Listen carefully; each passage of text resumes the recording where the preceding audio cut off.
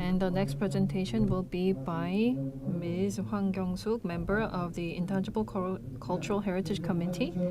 She is currently the member of the Intangible Cultural Heritage Committee of the Intangible Cultural Heritage Committee of the Cultural Heritage Administration. She also serves as the board member of the National Maritime Museum as well as the National Folk Museum. And the topic is maritime and local life in Kadokdo. Please welcome her with a big hand.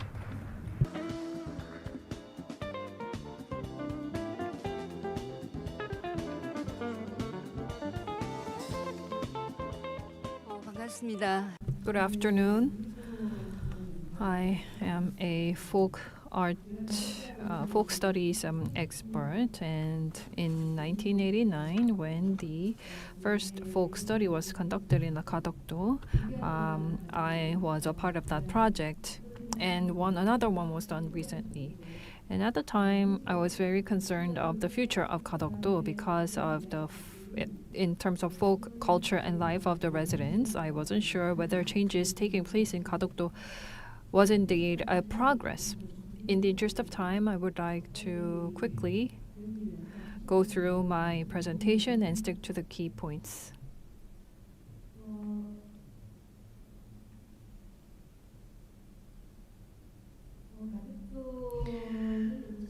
Kadokdo geographically is located where from the inland to the southeast and western sea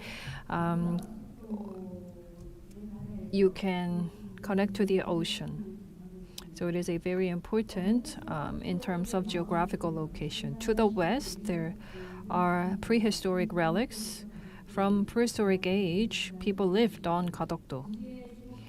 And notably, there is the Changang relic and Donghae Mountain relic, which is indicated on the map. And these two ruins are important because during the New Stone Age, these ruins indicate possibility of exchanges with China or Japan. For example, a Chinese pendants from a burial site is uncovered here. So during the prehistoric period, from the New Stone Age, it seems that Kadokdo opened up the new age. And fast forward to the present day, Kadokdo is growing into a new hub of Northeast Asia and logistics.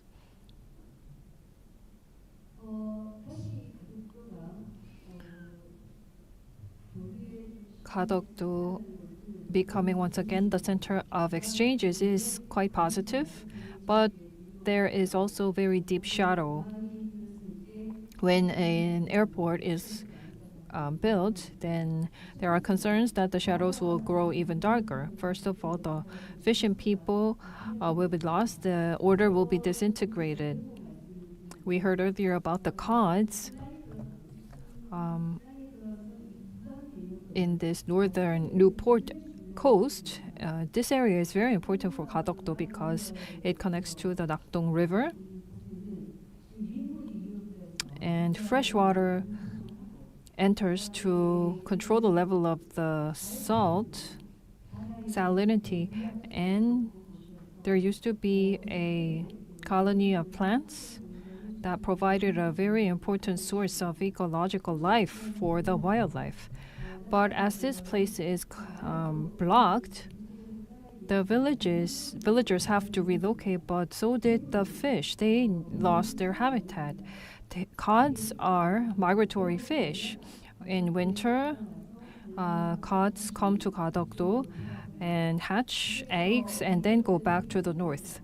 And the cods are also would return to the place they hatch their eggs.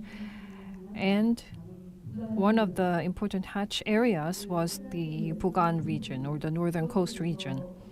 As this place is blocked off, even if cods come back here during the winter, they cannot reach the place of their habitat. Once artificial harbors are built, then the Kadokdo cods will no longer be able to find a home, and Kadokdo may no longer be a place famous for cods.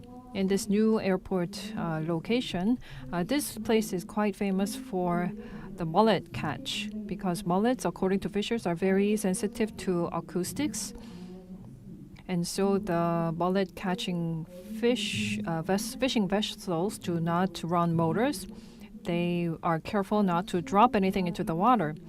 But once we have a new airport on the Kadokdo, I'm not sure whether the mullets can still be found here.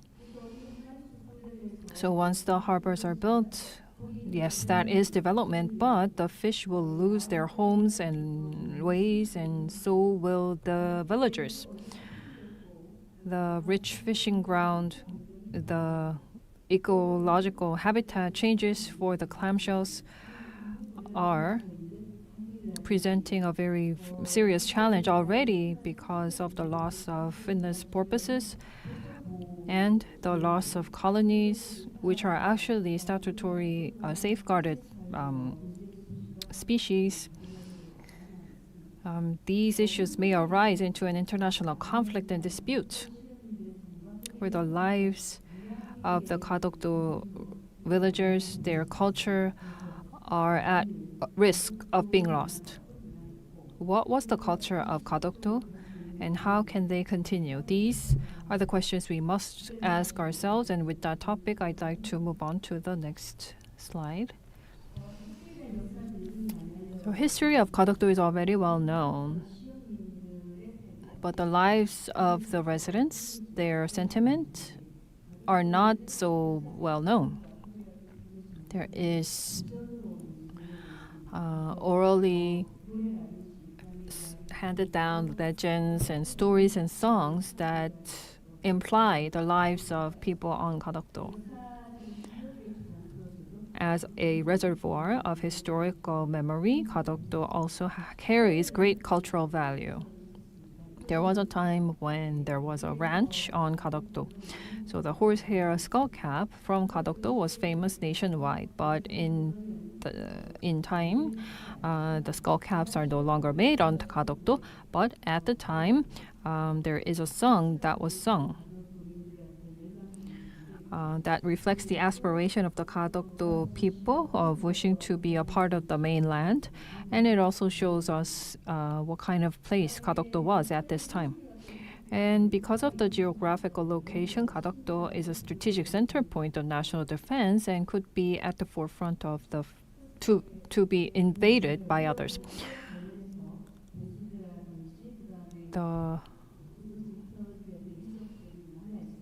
Are beacon places and other relic sites reflecting this, and Kadok people still carry the same sentiment, and there are some ship songs that describe a memory of being invaded by the Japanese forces, and the tragic lives of the ordinary people who aspire for better but always are fallen to despair is shown in these songs, not only in Kadokdo but nationwide. And during the Japanese colonial period, Kadokdo was really used as a basis for invasion by the Japanese, and this is well known fact. Kadok people during the Japanese colonial rule fought very tough battles in order to protect the land from the invasion, though. As the fishing ban took effect, Japanese people were legitimately given the right to fish in the Korean seas, but Kadok people fought very hard for a very long time to safeguard their fishing rights against the Japanese. And this actually arose into an international dispute, as we can see from documentation. So this is how Kadokdo continued to change. Kadokdo was a closed place up until the Joseon period, but with the Japanese colonial rule, Kadokdo started to open up its routes and exchange with the international community. Large passenger cruise ships and seafood shipping vessels frequented Kadokdo, and that's how the sea routes opened up. And for the first time in Korea, it was on Kadokdo that in 1923 in Burcha Bay, the first oyster farming began. And then the oyster farming started to spread across the country, and the clamshell type of farming actually started in Kadokdo. So based on this history, Kadokdo has lived on. And what was the culture of Kadokdo? And from a humanities perspective, as we discuss consistent continuation and coexistence, what is the value of Kadokdo? What should be mainly protected? So the overall culture of Kadokdo and the cultures that we need to safeguard is what I'd like to touch upon next. In 2010, with the bridge being opened, two islands have been connected. But before that, two islands made up Kadokdo, and each island had their own unique culture.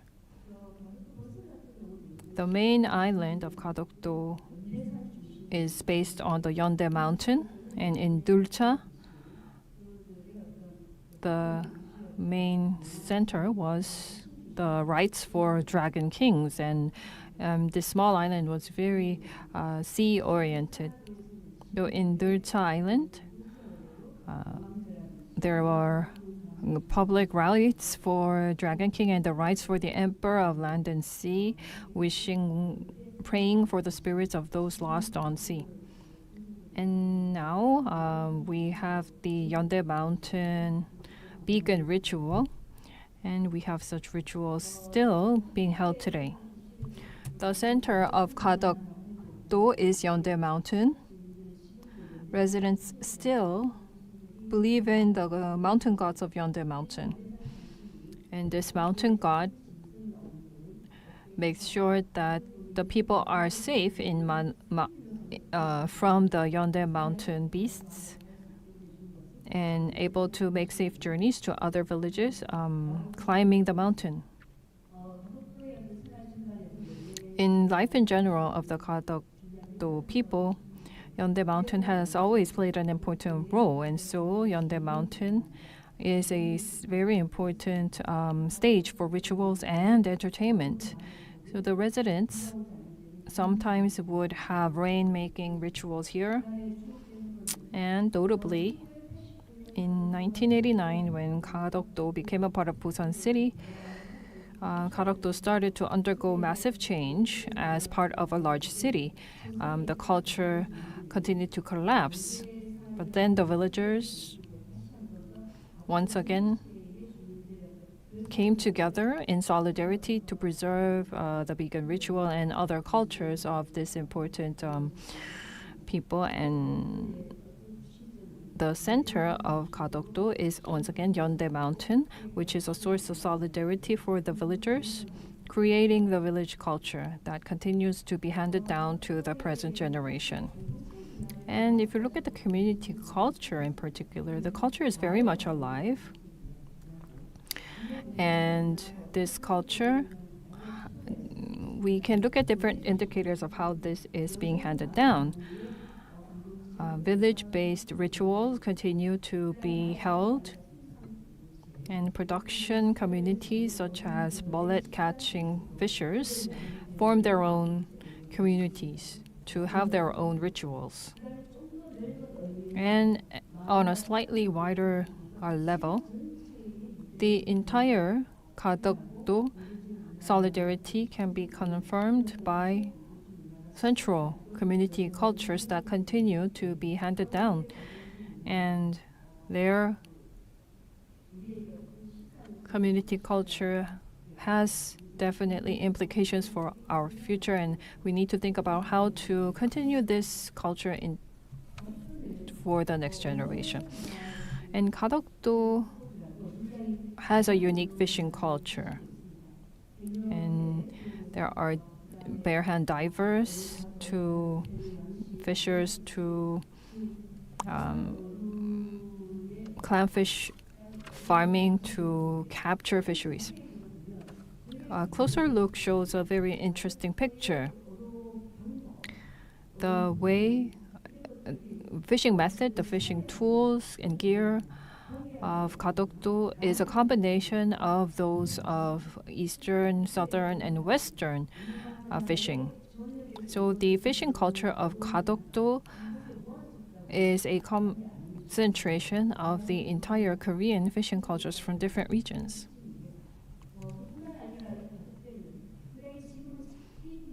And Kadokdo has very rich source of intellectual culture that is rarely found nowadays. For instance, natural dyeing. When you catch fish with their fish net, you cannot use white nets. So Kadokdo people have always dyed their net with natural coloring. And this is called the 갈물 dyeing culture. And in Kojedo, they use another tree. In Kadokdo, they use a different type of tree to dye their net. And this very important knowledge continues to continues to this day. And if you look at the mullets, once a new airport comes in, the mullet fishing culture may be lost. In the past, there were 6 fishing boats working together. Of course, the method of fishing has changed into barges. Although the fishing tools have changed, the basic principle stays the same. And there are very unique marine folk cultures of having a ritual before going out to fish mullet. And this culture still remains intact. And mullets have become a symbol of this part of Kadokdo. And there used to be mullet festivals, but this has been changed to Khad festivals. And as I said before, in Dulchaman, they have a history of 100 years of oyster farming and is truly the mecca of oyster farming in Korea. So with the change in time, the change in currents, and the change in the land structure has led to an end of oyster farming nowadays, and only the oyster seeds are cultivated here. But they still have cultural traces of 100 years of oyster farming. And on the reclaimed land, there are some buildings and houses newly built upon what used to be a farming site for oysters. Mullet fishing and oyster farming are very unique traditions and fishing cultures not found anywhere else, and represents an important feature of the fishing culture in Kadokdo. So I have been rushing through my presentation in the interest of time. So the key point of my presentation is that Kadokdo still has many important traditional knowledge and fishing knowledge that deserves more attention. And there are some very unique rituals and faiths and community cultures in place. The history of Kadokdo and legends are still alive. These assets shows diversity of marine culture and universality of Busan, as well as the historic nature and traditions of the marine culture of Korea. And also, in this new ocean age, you heard about the natural resilience, but when we think about the continuation of culture, the tradition and culture of Kadokdo can be fully used as new assets. And how to preserve and record Kadokdo will be a very important and significant topic for discussion. Thank you for your attention. I know that I really rushed through my presentation, and I would like to use the panel discussion for further comments. Thank you.